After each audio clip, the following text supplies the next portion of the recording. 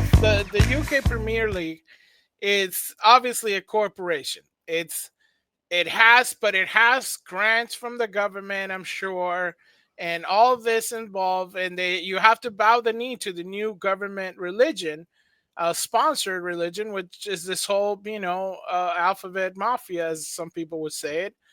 So in the Premier League, they have this, like Stonewall Night or whatever they call it, where everything it has to be all, you know, should we say sunshines and rainbows? Sure. Uh, and then you have a Christian player who basically goes, "Hey, I'm not down with this, so I'm just gonna write on the armband his captain armband. Every captain has an armband, and he says, "I love Jesus," and he gets an issue a warning.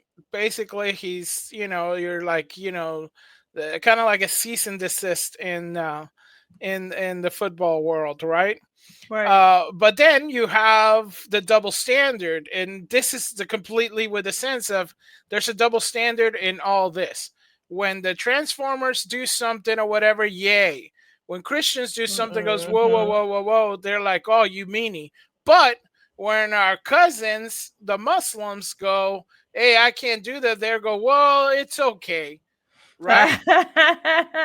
Because you have this huge gap, and it's like, well, homeboy, just because their cousins say it is cool. So so Sam Morsy, he refused to wear the armband, and it's like, hey, it's cool, bro. It's all good. It's all good. I mean, you're just practicing your religion, and it just goes far in that because Marc Guehi, he's facing all this reprimand, right? Yeah. Just because he wrote, he's trying to make it work, basically. He's trying, like all Christians, and I feel like this is the problem, is because we are our cousins, they don't want to make it work. They say heck Mhm. no. And it's working out great for them. I think we should be more like our cousins in this situation, and be like, hey, salam alaikum, my sucker. No way, I ain't doing it. And how about that? And I think, how about that? You know what we have to say. That's what we have to say. We just have to go. Like, it's like, what do you have me to do? Wait a minute. I don't think Ain't nobody got time for that. Ain't nobody got time for that. Ain't nobody got time. Ain't nobody got time. Ain't nobody got time for that. I ain't gonna wear it and be like her Uh-huh. cousins and goes, because the reason he did this, and I think it's a way, it's like a bridge, right? He's trying to say, okay, I can't do what you guys are telling me to do. So what I'm gonna do is I'm gonna add my little Yeah. twist to it to make it acceptable to me, like make it palatable. You're trying to feed me garbage, but I'm just gonna make it palatable, but make it a flambe, right? And, Yeah. this is his father is a minister and all stuff. He Oh, I supports didn't his. know that. Oh, yeah. His father's a minister, and he was supporting his decision, and it's I mean, because his on so father many is, levels, yeah, this is it's a wrong. religious family. It's so wrong because I mean, let's just start here. I mean, all the reasons you stated, Fletcher, is completely inconsistent. That apparently he did it again. He got another reprimand, but they didn't fine him this time. I heard. I don't know if that's true. I Hmm. guess because it does look so bad. The other guy is not wearing it at all. And you're telling people they can't have their own religious take on it, but at the same time, by making them wear the armband, that is a religious take, because that group hijacked the rainbow. The rainbow was a sign of God's covenant. It's in the Right. Bible. It's actually a symbol of Christian faith.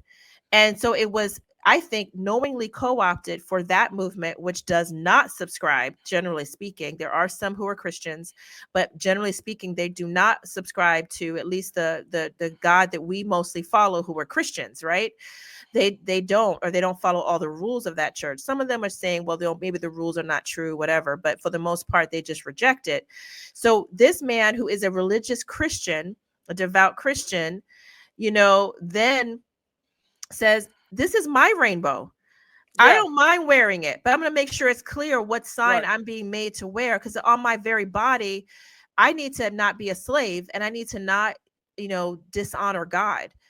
And so they have a problem with that. That's disgusting, really. Let this man be himself, But like, I think you made a great point, Fletcher, because sometimes we try as Christians to, honestly, as a Catholic, we do try to work with people where they are. That's why sometimes people make the false claim that Catholics, have like a pagan side, or that we cooperate with, demonic things. There is some like evangelical group or something that says that, because like when I went to Europe, I saw like it was so strange. I was in Italy, in Assisi, and it's a medieval city. It's actually where St. Francis is from.